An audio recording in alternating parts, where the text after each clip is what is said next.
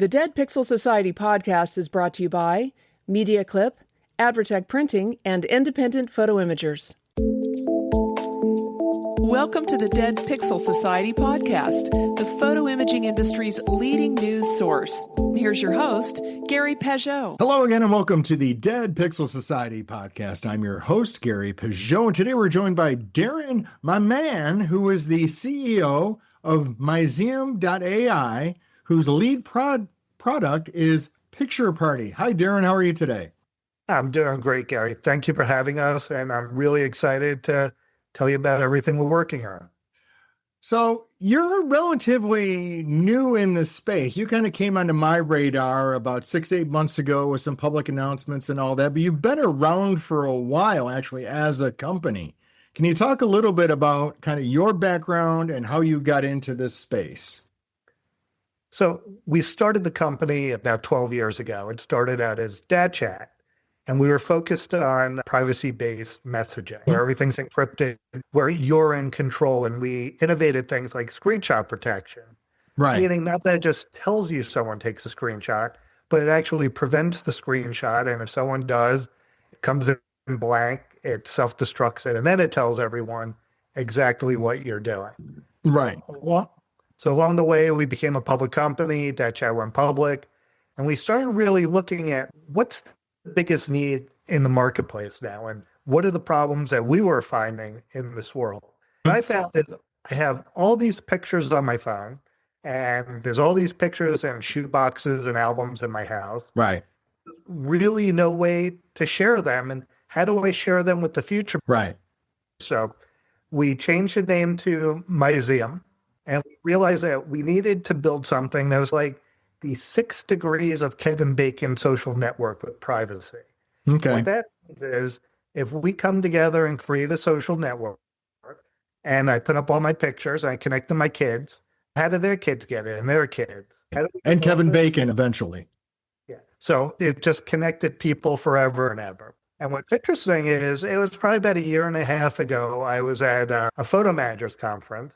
We were debuting Myseum. Everything was private and encrypted, but it grew through the ages it was the unlimited tier social network. And we said, we're working also on private groups. And all of a sudden, everyone I talked to said, when are they going to be ready? When are you going to have the private groups? I'd love to be able to just bring who I want together. And this was on our technology roadmap, but all of a sudden I got moved to the front of the line to allow anyone in 30 seconds, 60 seconds, to create their own private network.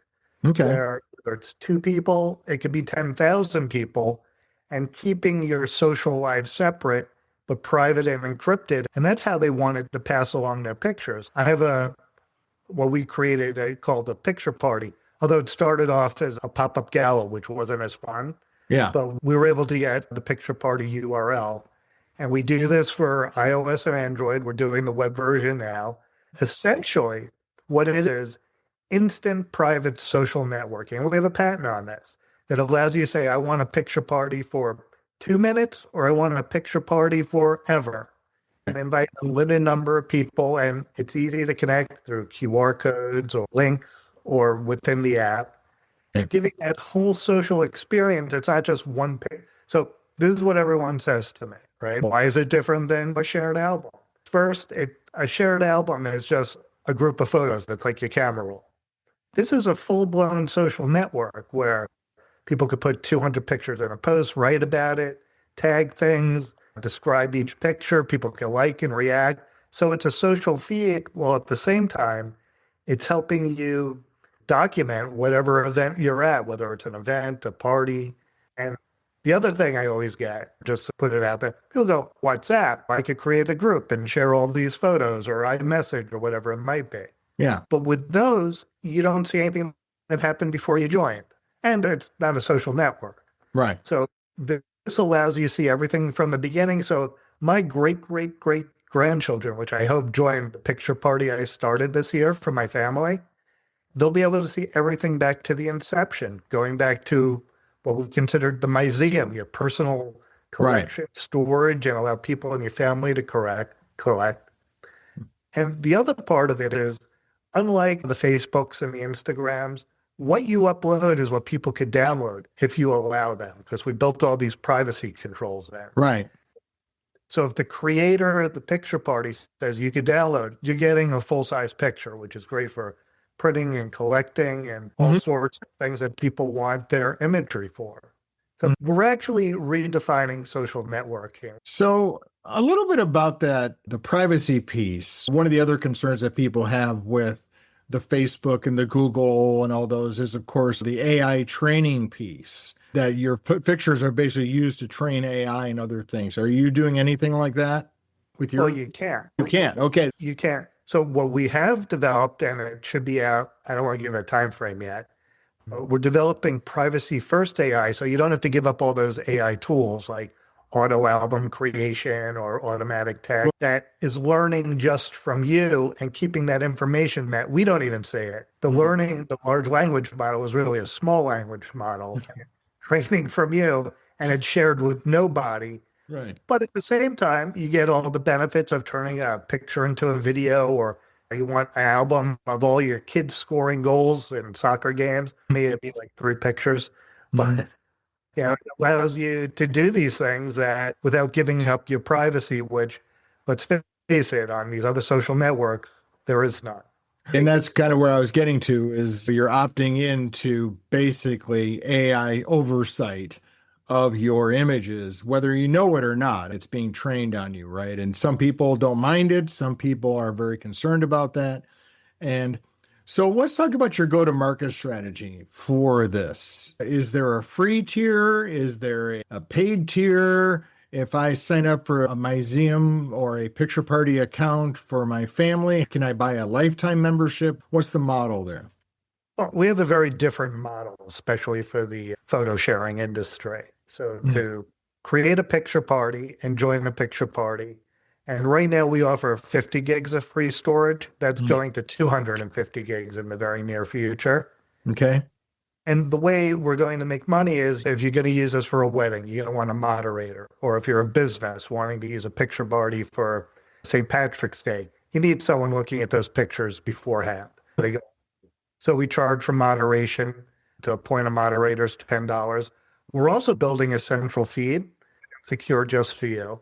So if, let's say you're in 20 different picture parties, they'll feed in there, and tastefully, unlike some of the other social networks out there, there'll be ads that aren't obsessive and inundating your feed where you see one picture, one ad, one picture, one ad. Right. But also, the most important part of this is bringing people back together. Facebook it started out as a social network. Now they're Meta. Now they're just a social media company where it's a little bit creepy. I look at one dog dancing video. Next thing I'm seeing 150 of them. And you're seeing ads for dog food. Oh, it's ridiculous. And if I look at a pair of jeans, this really happened to me. I'm not going to say the brand. There were 200 ads within the week for that same pair of jeans. Sometimes I'd see 15 in a row. One video, one ad. One video, one ad. Yeah. So what's even creepier is you may just have the Facebook app on your phone and you may be just talking to your spouse about something and you're not even scrolling. And all of a sudden you see ads for it. And they say they don't do that, but I'm sure they're doing it. They said that. So if you look at it, these social networks have gone to the creep factor. First of all, the algorithms are creepy, but they're not even that good. If I look at one thing, doesn't mean I want to see 1,000 of them. And I build an algorithm that learns from. Yeah. So what we've done is taken all that away because I think people want to connect. And that's why people got into Facebook, right? But what you're seeing now with other platforms, whether it's Facebook or whatever platforms, is they're so ad driven and monetize the user driven because they kind of have to be because they have so much overhead that they're losing sight of why people joined in the first place, which is why you're getting people of all ages now who are like, oh yeah, I never put anything on Facebook, or I don't even open it up, or I moved to TikTok or Instagram or whatever. They've lost their place as the home for your social network, if you will, because they became so intrusive. If you take a look specifically at Facebook, you don't see your friends anymore. You come in, they're suggesting a lot of people that you have no idea who they are. They want you to join all these groups. And once in a while, if their algorithm picks it up, now there's ways to find them. And that's what creates the opportunity for Picture Party, for us to get big very quick, because if you have a party, you invite people, it's naturally viral in the first place. Right. But even on Facebook, you don't want to be connected to everybody. You want different groups. And what Picture Party is, call it for better or worse, like a mini social network or a large social network, work, home, people you travel with. Some of my best friends I met in Facebook groups when we were going on a cruise together before we met online, and we stayed in touch. Right. But that's all lost now on Facebook. So where does Picture Party come and says, okay, we have AI, we have all these privacy concerns. We certainly don't want them using our pictures to one day use our images to sell things to our friends and family. Yeah, because they're going to say, Darin likes these jeans. You will too. Stay with us. We'll be right back. Photo retailers, energize your sales with ShareMe Chat, the proven texting platform. Using chat to text on your website keeps your customers connected and buying. See us at Pro and IPI to find out why dealers using ShareMe Chat close more sales without adding staff. Find out more at shareme.chat. And there's going to be someone that looks not me, but like me. Yeah, because I think the social selling piece is going to get to that point where there's people like you bought this. And I think people will opt into that because there's a good portion of the people who want to be influencers, right? And they don't mind having their shopping habits exposed if they're somehow either compensated or they get a referral link or whatever. So I think that's definitely coming, where if I buy something through a link on Facebook and I've opted in, then they're going to say, everybody in his network, hey, he bought this, you should too. Who knows? I'll create AI videos of us using that too. Yeah, no one wants to see an AI video of me bundling jeans, that's for sure. Me either. So it's gone from super cool to super creepy. Yeah. On the social networks. Yeah. And I think people want a private place where they could do the same fun things that they originally started going with Facebook for, right? It was fun. It was entertaining. You like to make fun of people putting up every meal that they ate and every hamburger or every trip on the plane. But people also miss that because those are their people. Those are my people that I'm with. And I'll tell you what, you go to a wedding. Right. And one thing that Picture Party does, it turns everyone into a photographer. We're always going to need wedding photographers to get all the important moments. All the fun stuff from traveling to the wedding and the bars and the dance floor. Right. And now you get if it's 200 people at your wedding, 200 people could be instantly connected and sharing those with you, things you'd never say. Right. And that's my biggest gripe with, we have a digital camera on our phone. We have more pictures than ever before, but we actually share less. What I find interesting, there have been a few products that have already been out there for a while, like event-specific cameras. Hipstamatic, I think, has their version, and there's other people who have done it. And they basically, it's an invite-only picture album. I think the difference between what the Picture Party offering is and something like that is there's more opportunities for content. There's more beyond just pictures. Is that what I'm understanding? It's social. Yeah, we have pictures and videos, but we have messages, but you have reactions and comments. The things that we all loved about Facebook in the beginning are all in Picture Party, all those fun things. So it makes it not just, I'm going to go look at a gallery of pictures, or you're just going to flip through. That's not fun. Yeah. But if you see what's happening and what's going on, and you may be seeing things that you didn't see coming together, and it's happening in real time, and it could continue. The party ends, it keeps going on because you've now connected people, especially with families. If you think, next time you go to a family gathering, there's always the picture takers. It's hard to see those pictures sometimes. Yeah, that's one of the challenges that you have. I was just at a family event over the weekend. It was a graduation party for someone, and people were like texting images back and forth. And it'd just be nice just to see them all, right? And if you think of a picture party, right? Think of a movie premiere or a new show. You can have watch parties where people are like showing what they're doing. It allows people that don't know each other to come together, but you're not connected in anything except that party and that group. Right. I think that's the important part. Can you talk a little bit about that function? The moderator, is that like a super user? Can they like boot people out if they're misbehaving, or can they invite people in? What does a moderator do? So the first moderator is the creator of the party. But if you Right. need people to help, you can point 20 of them. So they have two choices, just to watch the feed and Right. boot people out and delete things, or preview things. So if you're doing a Taylor Swift concert, let's say, and you're going to have some things that shouldn't be going up there that will get queued and reviewed.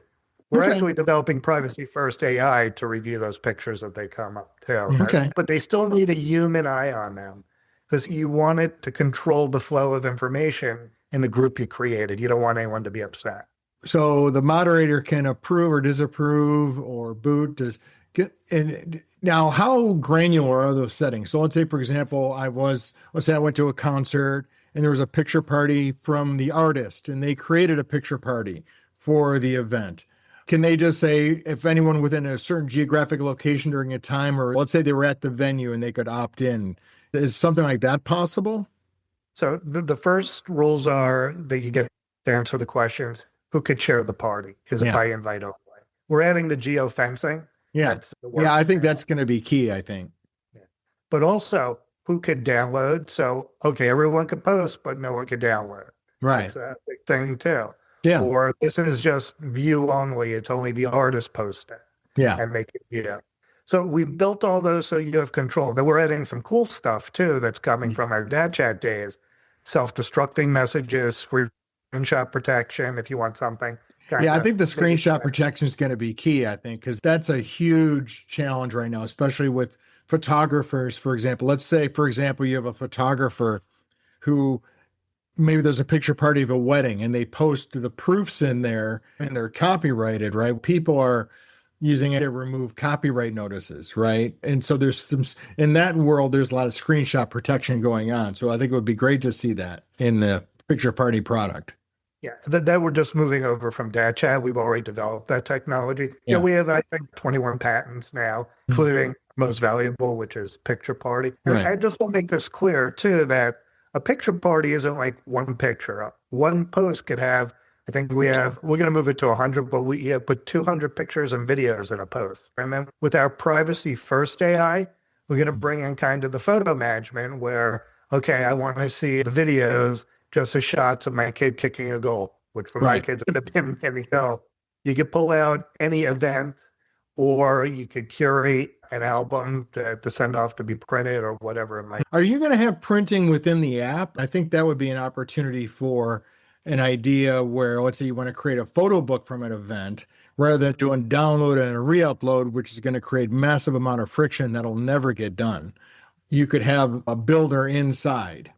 Yeah, high priority for us. It's going to be sooner than later. Okay. I'm excited about it. Because I think that's one of the challenges, I think, with a lot of things. Again, with the moderator controls, they can say, hey, don't allow this to be printed, right? That is one of the things. Is somebody does post a picture and they say, don't allow this to be printed, you would have to respect that. So built into every picture party now is, can someone download or save this photo? The answer is yes or no. Now, if it's a family, it's yes. If it's a photographer, obviously it's no. And then it can have the screenshot protection, which is coming very soon too. That's in our wheelhouse. Yeah. We built that and it's cool. Funny thing is we got like, why did the picture disappear? Why did my screenshot come out blank? Yeah. Why did it get reported to the group? So how are you building your customer base from this, the clients from this, right? Because you're not the size of a Facebook yet or something like that. So how are you reaching out to people? Because that's a challenge these days, is getting users to try things. Even to download an app is very challenging. So we're doing a couple things. One, we're approaching youth sports. We just brought someone on that's big in that industry, weddings. But also, we're going to allow people to use it as a fundraiser through our affiliate program. Think of this. You bring a great new private social network technology to, I don't know, your dog rescue. Now, people can get paid every time someone joins a picture party, so we get an engaged user, and they get money by giving something away for free with nothing to sell, nothing to buy. You're not asking anything of the person that wants to support that group. We gladly pay tens of thousands of dollars if you have tens of thousands of users. Right. And we just started that. We're seeing some good success and traction starting to take hold. But if you think of it, for us to go spend money on Facebook would be ridiculous. Those aren't your people, because your people have already left Facebook. But we also think when we get to that first 1 million, 2 million users, what happens when you start a picture party? You've got to invite people. So it's got that natural virality. And I think people are ready to break up with Facebook now and say, okay, I want my friends back. I want my privacy back. Yeah, I'll still go there. I'm not saying walk away permanently, but I don't need all the creepy dog bungee movies. If I watch one dog bungee jumping or dancing and I get inundated with it, I think people just want to be able to keep their life separate, especially in the age of AI. Right. All of a sudden, privacy is very important. Yeah, because that's one of the things we're seeing, like on my end, with a lot of the people who are even getting a little back involved with analog photography and things like that, because they want that authenticity. It's a reaction or a response to AI-driven content. I don't need to see that stuff. It's fine, it's entertaining, it's amusing, but it's not important. And what you're really, I think, emphasizing is the important reasons why people capture memories. I think that this focus on privacy and control, but also quality. We're doing on like full-size photos going up and you can download if it's allowed, is bringing back the way we used to share pictures, right? We used to go to a party, everyone had this stack of pictures and you pass them around. Right. It was easy. Everyone went through them and it was cool. Yeah, here's my trip to Aruba. And with the analog photography, I think we're bringing a lot of those attributes into the digital age and taking the best of the digital age, but remembering that we're people and that we're really the most important part of this whole thing is it's our ideas in some case, and it's our livelihood, to be able to share and pass on our information intergenerationally, as well as now make it easier to share. We're focused a lot on now, but we expect these picture parties to last for decades. Yeah, because you're not a fly-by-night startup by any means. You've been around for a while, so you have a base of building a company that you hope will be around for a while. We've put tens of millions into this, and we see ourselves as a major player eventually in the social media, social networking space. So we're in it to win it and grow. The technology's built. We're adding we have a great product as it stands. And now all the cool stuff is coming in, like the auto album creation and printing and things like that. So our goal is just to keep it growing. We've been around for 12 years. We think we're going to be around as a household name. And I think going from the original name of Picture Party, which was Pop-Up Gala and Myseum, to it's a picture party is very memorable. So where can people go for more information about Myseum, Picture Party, and all this fun stuff? How can they, check it out and get more involved? Start out by go to pictureparty.com. There's some videos. We have links to the app stores. You could download it for iOS and Android today and start using it. Start one picture party, start 100 picture parties. It's up to you. And you said there's a web version coming. There's a web version coming. That's in the works. And we'll get to see you live and in person at Visual First this fall. Can you give us a preview of what you're going to be talking about there? We're going to be talking about social networking and privacy and really sharing the ideas we have and hearing the ideas. Look, a lot of this was born from the industry. The industry told us hey, your 6 degrees of Kevin Bacon social network's great, but we love the picture party idea, being able to just come together instantly. And I think we'll be talking a little bit about that because we fit with everybody. Great. Looking forward to meeting you in person and San Francisco at Visual First, and great having you on. And best wishes for future success. Great talking to you today, and thank you so much. Thank you for listening to the Dead Pixel Society podcast. Read more great stories and sign up for the newsletter at www.thedeadpixelssociety.com.